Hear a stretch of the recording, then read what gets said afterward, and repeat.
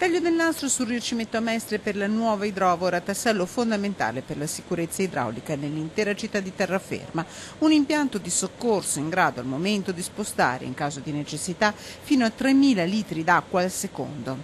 È predisposto per un potenziamento che può arrivare fino a 6.000 litri al secondo e predisposto con gruppo elettrogeno, quindi non arriva la corrente elettrica per far funzionare le pompe, ma solo come gruppo elettrogeno. Impresse nelle menti di molti cittadini le immagini dell'alluvione che travolse la città il 26 settembre 2007.